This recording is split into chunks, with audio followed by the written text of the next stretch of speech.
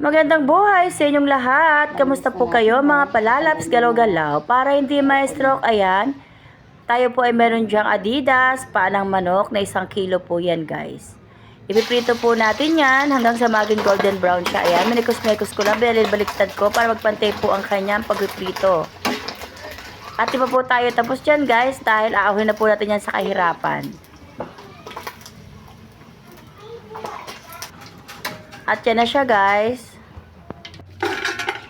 At yan, isasalin po natin dyan sa ating pressure cooker dahil lulutuin pa po natin yan. Papalambutin po natin hanggang sa malusog-lasog po at makain natin ang kanyang mga buto. Ayan, maglalagay din po tayo dyan ng pamintang buo at sibuyas.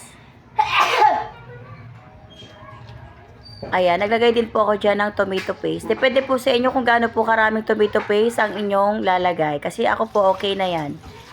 At naglagay din po ako dyan ng tubig kasi nga po papalambutin pa po natin ang ating paanang manok.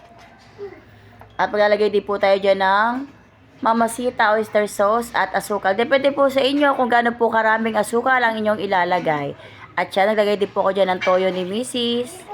Bale, 2 oras po natin lulutuin yan para makuha po natin ang gusto po nating lambot sa ating manok. At yan, okay na, luto na po.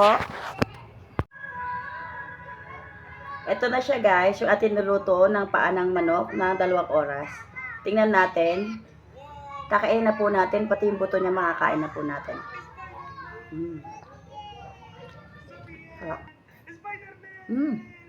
Ito nga guys.